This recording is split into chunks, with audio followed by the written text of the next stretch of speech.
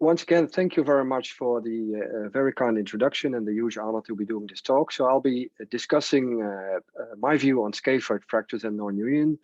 It's largely based on literature, but I have some personal view on that. So I hope you don't mind. I don't have any disclosures. We'll be discussing some evidence-based diagnostics for acute scaphoid fractures. And I'll be starting off after that with the non-operative treatment for acute scaphoid fractures, which is still the most important treatment modality because the majority of fractures can be treated non-operatively. Then we will be discussing some indications and techniques for surgery of acute scaphoid fractures. And one of my favorite topics is biology versus mechanical stability in scaphoid nonunion, which is a quite actual topic right now. And I'll be discussing our experience with treatment of scaphoid nonunions regarding the non-vascularized procedures. And we have a single center experience of more than 100 procedures and obviously some take-home messages. So I often do some presentations on scaphoid fractures, and sometimes people ask me why this hassle about a bone of 22 millimeters in length. Why are you so involved? Because it's so small, I would never operate a bone I can swallow, I once heard someone say.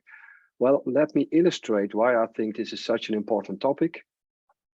This is a nice historical overview of the natural history of untreated scaphoid nonunion, and it shows you nicely in a 25-year period what happens to an untreated scaphoid fracture. And you can see progressive things happening here. And after 25 years, there's an end situation in which there's radiocarpal arthritis, DC deformation, and a sclerosis of the proximal pole. So this is your end situation, the snack wrist. So we can say that scaphoid nonunion leads to early carpal collapse, as you saw here. And the large majority, I might say almost everyone, will develop a severe osteoarthritis due to an untreated scaphoid nonunion. It starts usually within 1 year after injury, but the end stage obviously takes a lot more time, and it has a significant impact on function. These are usually young patients. The median age is 32 years, with it spreading between 15 and 45 on average. So it has a significant impact on function. So obviously very important is a good diagnostics for scaphoid fractures. When we're discussing diagnostics on scaphoid fractures, there's actually 3 columns. The first one is physical examination and history taking.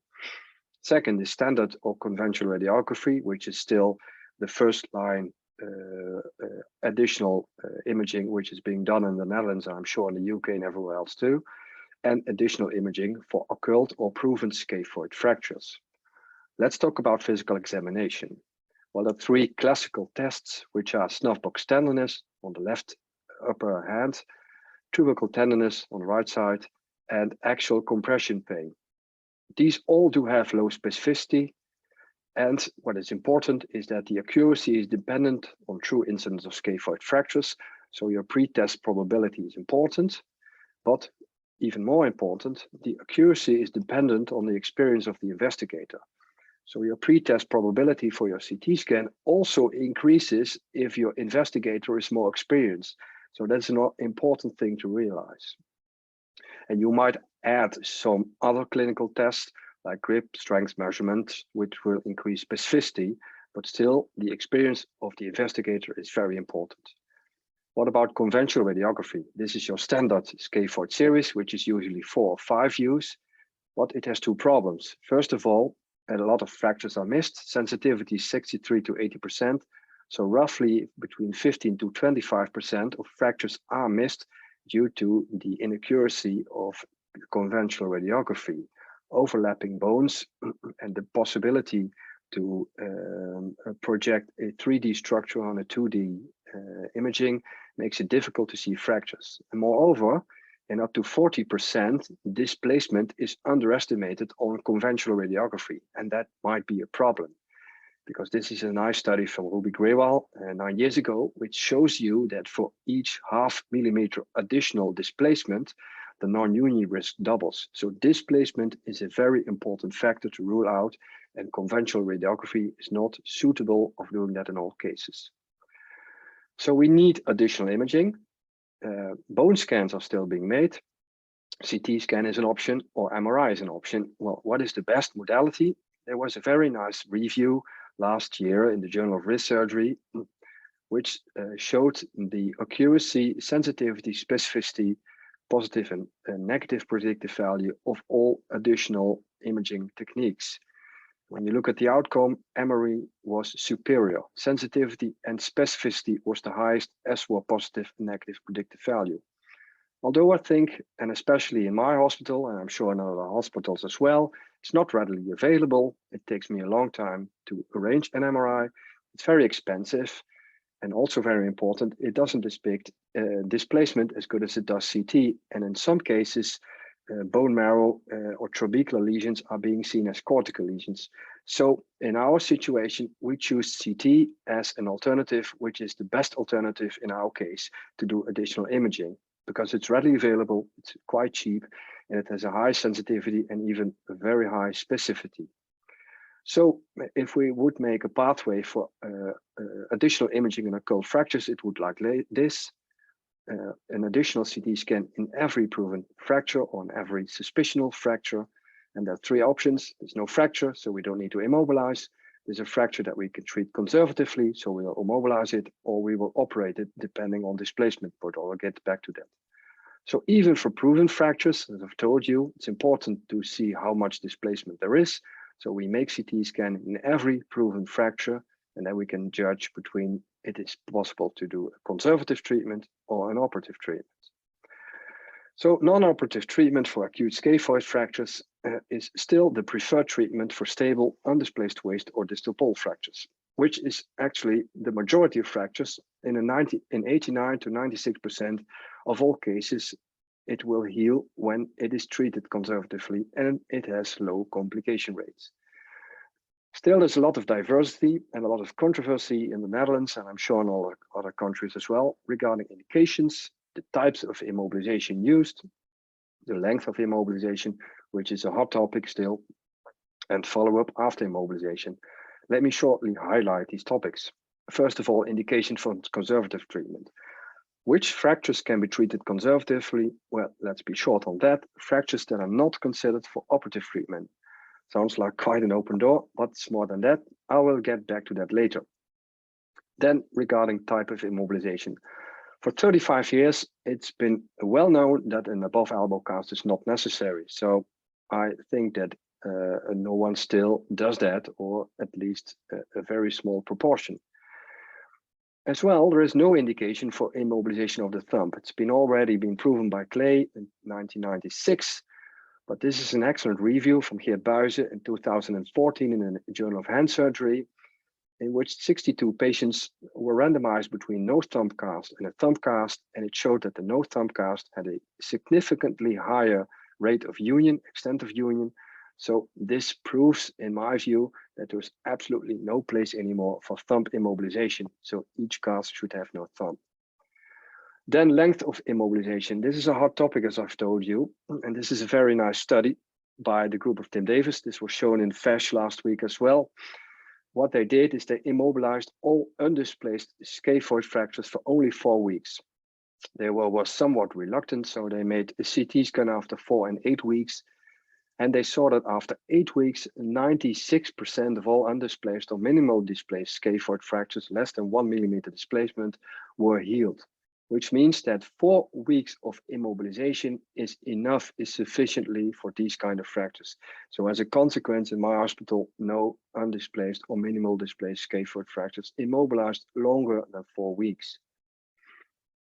What is important, however, is an adequate follow-up after immobilization. You could rely to clinical investigation still being done. You could rely to additional imaging or to CT scan. So let me shortly discuss on clinical assessment. We can be sure that this is not very trustworthy. Sensitivity and specificity are quite low, and even adding tests like force supination, extension, or grip power doesn't increase the accuracy a lot. So in my view, there's no room anymore for clinical assessment after you ended your treatment for a scaphoid fracture. What about conventional radiography? We did some research on that, and this was also published in my thesis in 2015 regarding union. Conventional radiography is not very sensitive or specific. And above that, the intraretal liability was only moderate. So we also conclude, and I'm not the only one who concluded that, we did this at 6 weeks post immobilization. Joe Dias did this 12 weeks after the fracture, and we can conclude that this is not a very reliable technique of assessing union after treatment. What about CT scan? We also assess this. Important is a nice reconstruction in the length axis of the scaphoid. So we have a transverse, coronal, and sagittal reconstruction. And regarding union, this was a substantial interratal liability and substantial sensitivity and specificity. So for our institution, I think it's a very general advice. CT scan is the best modality to assess union or non-union after treatment of a scaphoid fracture, whether it's an operated fracture or non-operated. So this is our pathway for treated fractures, whether it's conservatively treated or operated. A CT scan will tell us whether there's union or there's non-union, and we should act accordingly after the CT scan. And we do this after 8 to 12 weeks. So we could sum this up for recommendations regarding non-operative treatment. We would advise a CT scan for every diagnosed fracture and for every clinical suspicion, if this clinical suspicion is done by an experienced investigator, which is in my view important. Conservative treatment is indicated when operative treatment is not. Below elbow cast without thunder immobilization is used for conservative treatment, and 4 weeks immobilization should be enough in all undisplaced or minimal displaced fractures. And as I told you, a CT scan for follow-up in all scaphoid fractures after treatment. So then we will get to operative treatment. It was first described in 1954, but it really became popular after the introduction of the cannulated screw by Timothy Herbert in 1984. And nowadays there are more than 50 models of cannulated screws used for scaphoid fracture treatment. These are the 4 most used screws. I won't tell you which one I use. And in 80 to 90% of all cases, fixation with one single compression screw along the longitudinal axis of the scaphoid should be sufficiently to treat a scaphoid fracture adequately. So why should we operate scaphoid fractures? Well, in my view, there's 2 reasons. First of all, it's faster healing. Secondly, it's for higher chance of union. The first category we might call undisplaced or minimally displaced fractures because we want them to heal fast. The second category is displaced fractures because we want them to heal anyway. So what about these undisplaced or minimally displaced fractures for faster healing? It can be very useful. This is a population we see a lot in our hospital due to the fact that we are in the middle of Flemish and Dutch mountains. So we have a lot of professional cyclists popping in our hospital. But there's also a category of surgeon that experience a scaphoid fracture. Let me just look at a random fracture. It's a nice fracture in the proximal 1/3 of the scaphoid, but this is not just a fracture, that's my own scaphoid fracture. I had this fracture in 2009 when I was working on my thesis. And I was quite unhappy because at that time we immobilized our fractures for 6 to 8 weeks. I wasn't happy with that. So I thought, what should I do? Should I immobilize it or should I have it operated? But no one wanted to operate me. So I looked into literature. What does literature say? Well, this is a very nice review from a Journal of Hand Surgery. It's somewhat dated, but it's still, I think, very relevant. They included all prospective randomized trials, and they showed us that no higher union rates are expected when you operate on undisplaced scaphoid fractures. What about complication? More complications when you operate on undisplaced scaphoid fractures. ST arthritis, hypertrophic scar injuries, and complex regional pain syndrome are the 3 most important complications. Time until union was shorter, significantly shorter, about 31 days. And as a consequence, return to work was also faster, about 38 days. So it looks like it has some advantage in time to healing. We cannot discuss this without mentioning this excellent trial, which was published in The Lancet 2 years ago by Joe Dias. I think every one of you will know it. So the SWIFT trial showed us in a population of undisplaced fractures, a large group that was randomized, that patient-reported outcomes at 52 weeks or not significantly different if you operate them or if you operate them not.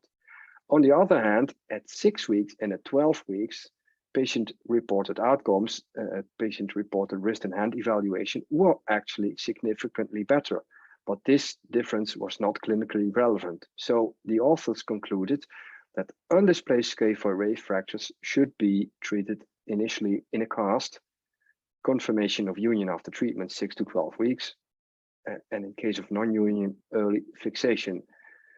And as I mentioned already, it is important to assess whether it was successful. So again, CT scan is very important. This is actually the protocol we use in Maastricht for most of our undisplaced fractures.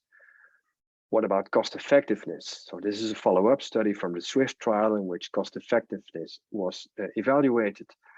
And this is a quite difficult diagram, but I will explain. You will see on the x-axis the cost effectiveness threshold for this treatment, which means that if you pay more for one quality adjusted life year, your treatment of surgical fixation will become more cost effective. And up to £80,000 per quality adjusted life year, surgical fixation is inferior to cast immobilization. In other words, up to £80,000 per treatment or per quality adjusted life year, cast immobilization is more cost effective. So what does that mean? If we look at in the Netherlands, what are we willing to pay for one quality adjusted life year? In no case it is more than £80,000 or 80,000 euros. Even not in the high burden of disease. We can discuss whether a scaphoid fracture is a high burden of disease, which means that for all normal mortal people like myself, cast immobilization for an undisplaced scaphoid fracture is the way to go. There are, however, superheroes who present to our hospital, and these superheroes are not normal people. I'm just joking. But a high demand population might benefit from it, but it's still not cost effectiveness because this high demand population wants to be on their racing bike the next day. So for these kind of high demand people, we do offer surgical treatment for undisplaced scaphoid waist fractures. How do we do that? We do that percutaneously. We could do that via a Volar approach or a dorsal approach. I do not like the dorsal approach because it's somewhat cumbersome. So your Volar percutaneous screw fixation is suited for tubercle fractures. It's suited for waist fractures. It's not suited for proximal pole fractures because from a biomechanical point of view, it doesn't make sense to treat them from the antegrade way from the palmar side. So this is the technique in short. I'm sure you all know it, so I'll be short. Hand and hyperextension. The interval between the trapezium and the scaphoid is being opened. Percutaneously, the guide wire is advanced into the radius, over-drilled after measurement. The screw is put in, and these are your post-operative views. There's hardly any scarring. And another option is the Transtrapezial approach. I do use this a lot because it's quite easy. If you cannot reach the STT joint or the STT interval, this is, in my view, a somewhat easier approach. And due to the mobility of the trapezium, it is easy to place your guide wire perfectly along the longitudinal axis of the scaphoid, and then the rest of the procedure is the same. You can see on the X-ray that there's a drilling canal just down the trapezium, and you might think, doesn't this technique give you more cases of osteoarthritis of the ST joint? Well, there's a nice article on that, which was published 11 years ago, in which they looked into incidence of scaphocapitate arthritis after a percutaneous fixation of non-displaced fractures using a Transtrapezial approach. And the result was that there was no symptomatic osteoarthritis of the ST joint at medium follow-up. And medium follow-up in this series was 6.2 years on average. So that's a pretty long time to be sure that there's no osteoarthritis. So this is a safe technique. Some advantages: small scarring if you do it percutaneously. You don't harm the intrinsic ligaments. You don't harm the blood supply, although I think that's a limited advantage. I will get back to that later. And obviously, no post-operative immobilization is necessary, so you have no sad people. So the second category is the treatment for a higher chance of union. So these are your displaced fractures. What are your displaced fractures? These are high risk for non-union, as are proximal pole fractures, as are comminuted fractures. So displaced fractures do present a high risk for non-union due to the fact that they are translated angulated, a lateral interscaphoid angle of more than 35 degrees, comminuted or purulonate fracture dislocations, so complex fractures.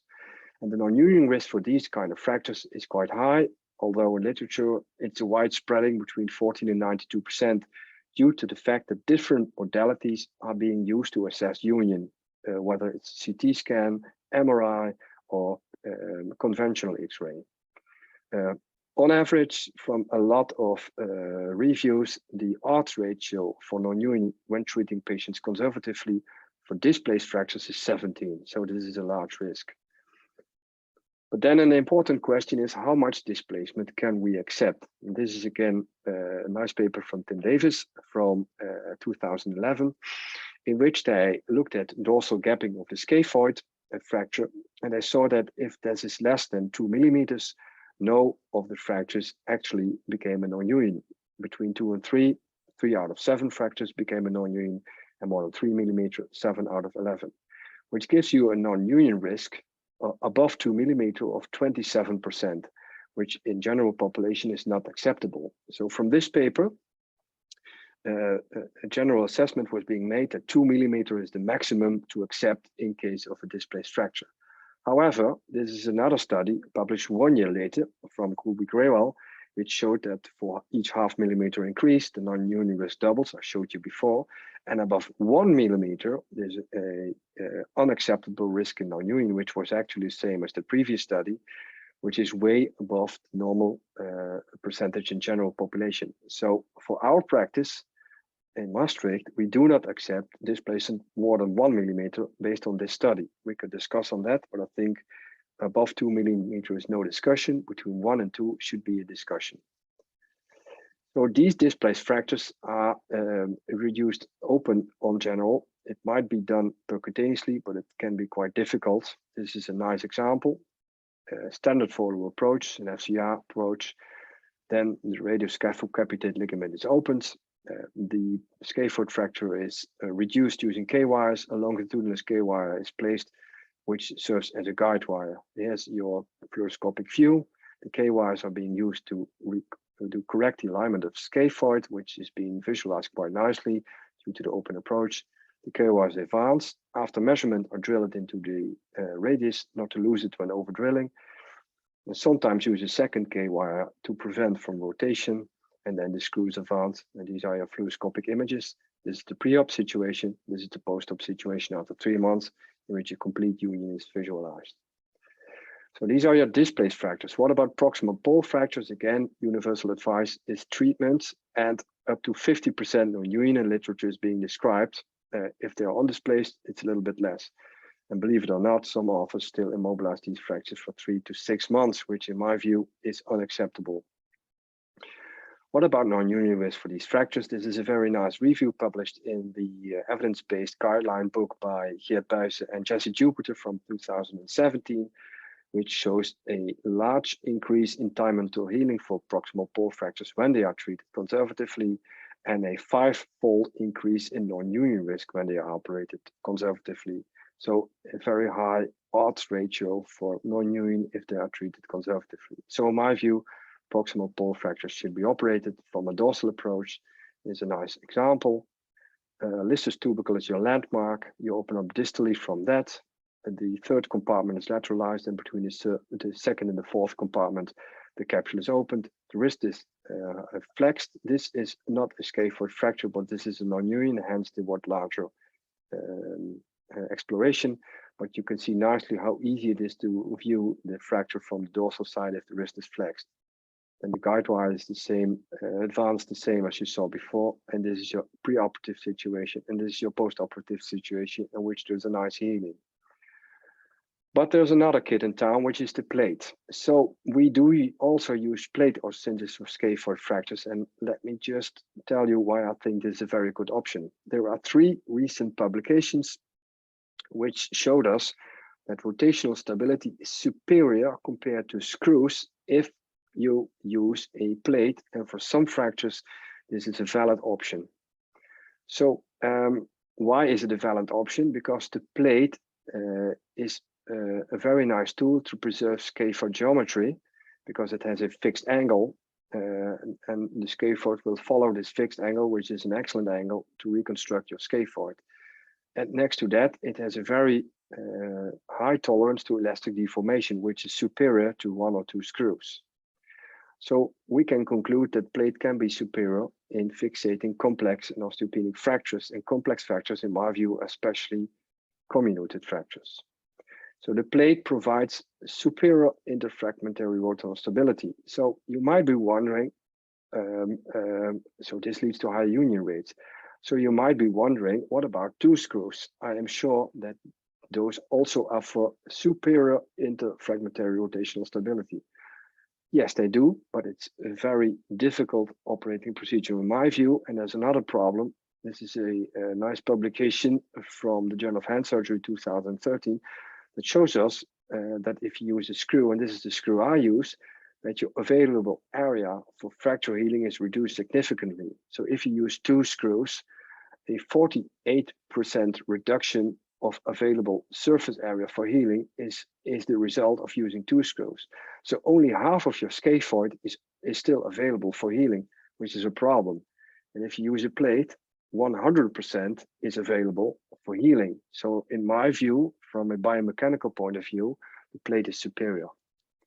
So due to the biomechanical advantages, we use the plate also in a significant number of fractures of the scaphoid.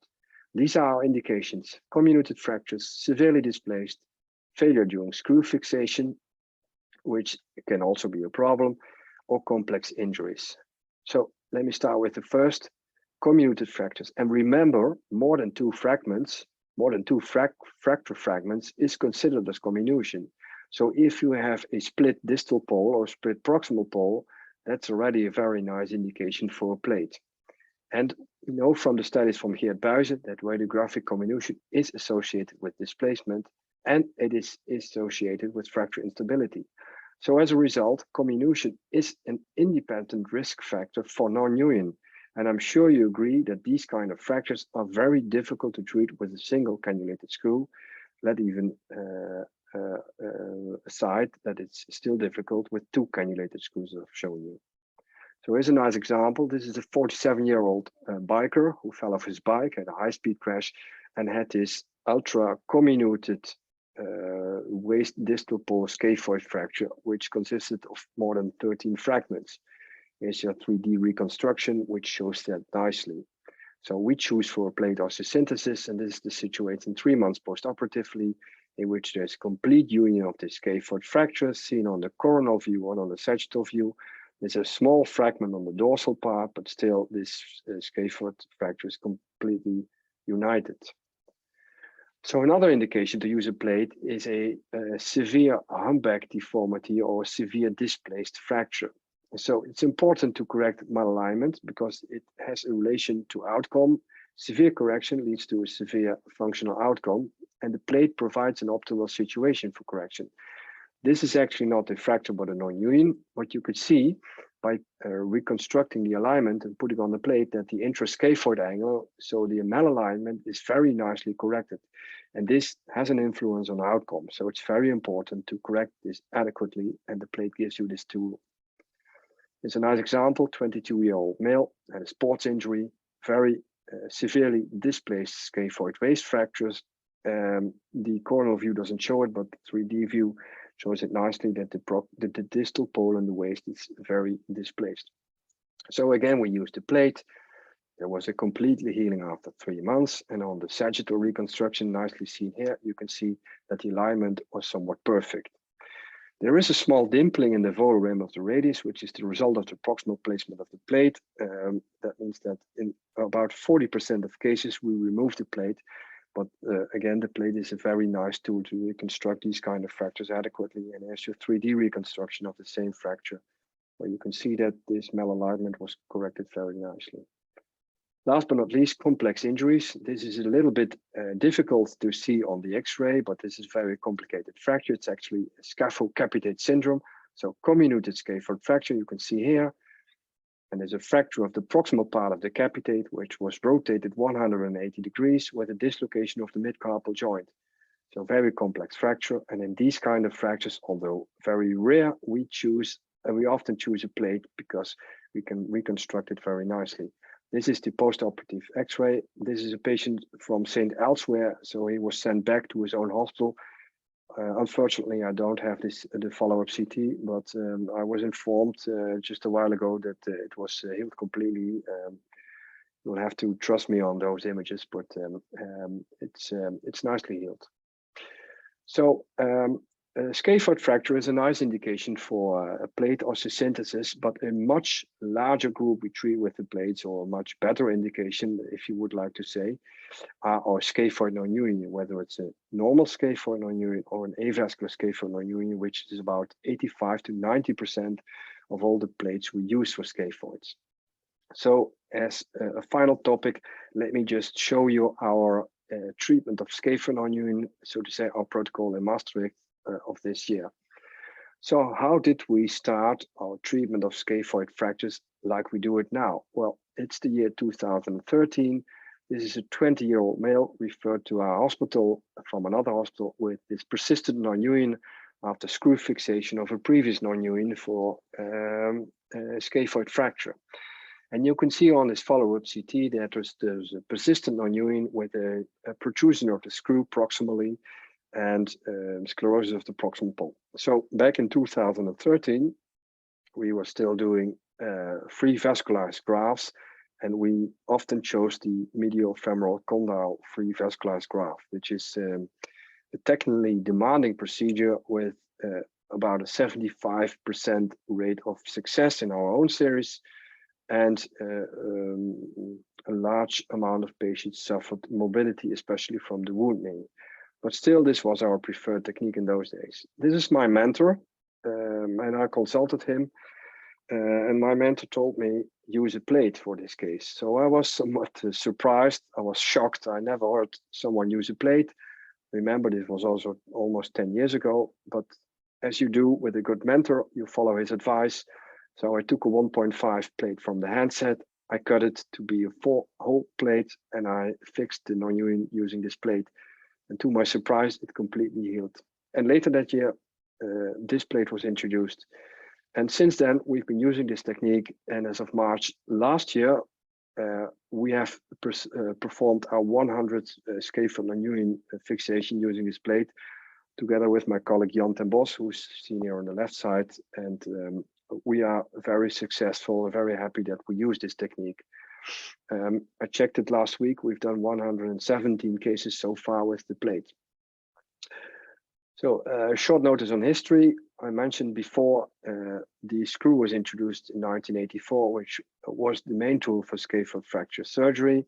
But what most people do not realize is that the plate was introduced prior to that. 7 years before, Hans-Georg Ender introduced this plate, which is nothing anymore like the modern plate, which is a completely different tool.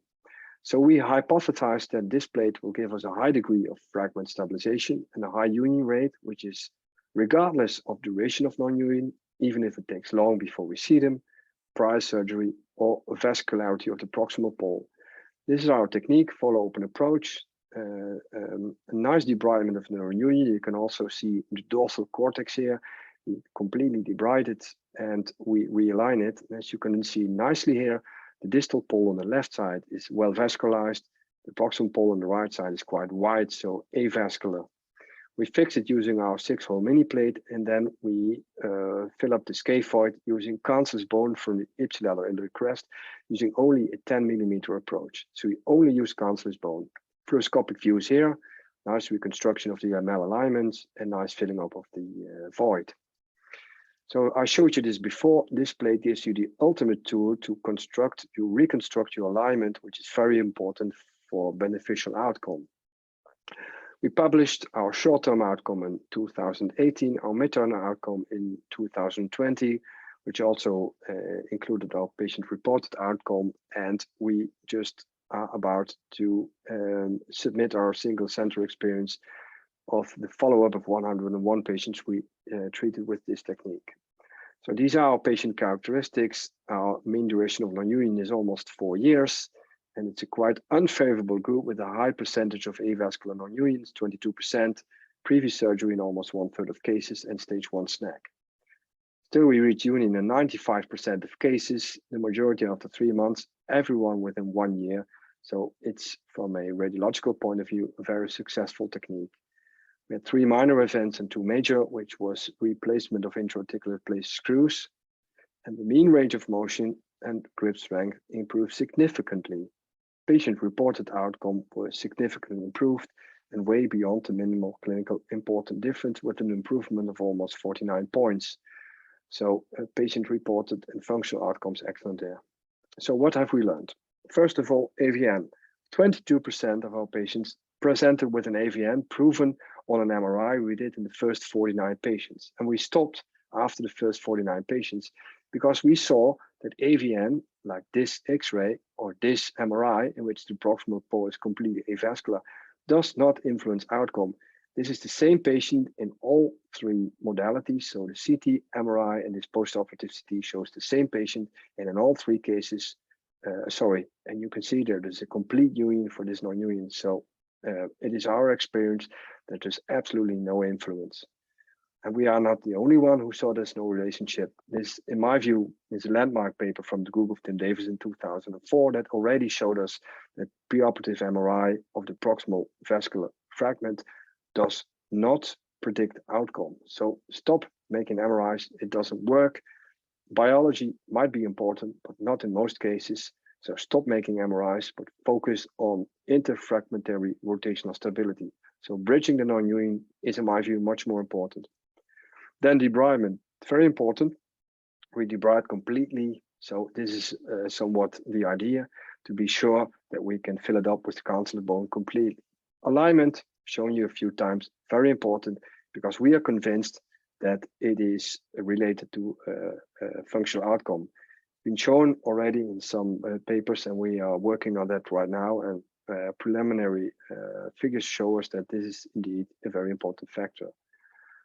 Plate placement, screw placement, very important. We do treat proximal pole fractures with this, so we adapt the proximal pole fracture. So we adapt the position of the plate to the position of the non-union. So we try to put at least 2, but preferably 3 screws in the proximal pole. This is the same patient, the same proximal pole fracture, and we managed to put in 3 screws, and you can see after 6 months that it's completely healed. So the plate position is important. Screw position is also important. We don't like converging screws. We like to put them diverging, because in our 5 failures, we noticed that the majority had diverging screws. We don't like that. We like this. As I told you before, we debride very extensively. So we make sort of an empty nutshell. So we do need a large graft. And I'm not a big fan of extending incisions and adding some morbidity to the wrist. Like this, because next to the functional limitations this might give, it's an aesthetic problem, in my view, which should not be done. So we do use iliac crest, and sometimes being said that this is a problem due to pain. In our series, we only had 2 patients out of 101 who complained of pain longer than 48 hours. So from morbidity point of view, this is not a big problem, and we use only a 1 centimeter axis to harvest a large amount of cancerous bone. So we fill it up nicely to completely fill the void. Last but not least, immobilization. We don't immobilize for a long period because we want our patients to function quite fast again and to help them rehabilitate with functional recovery as quickly as possible. Another trick we used, and I mentioned this before, is our postoperative CT scan to be sure that we can encourage our patients for a fast rehabilitation. So in this way, after 8 to 12 weeks, we can visualize whether the non-union has healed after surgical treatment. So, ladies and gentlemen, I would like to conclude my talk with the next take-home messages. Most undisplaced waist fractures can and should be treated non-operatively. You should consider surgical treatment for dislocated, comminuted, and proximal pole fractures. Percutaneous approach is suited for undisplaced waist fractures in a high demand population, but this is a very limited population. Volar angular stable mini plate is a valid option in comminuted or complex scaphoid fractures, and obviously it's a highly effective technique for non-unions when cancerous bone from the iliac crest is added. And in my view, scaphoid non-union is a mechanical, not a biological problem. and technical aspects seem to be important for beneficial outcome of plate osteosynthesis. Thank you very much.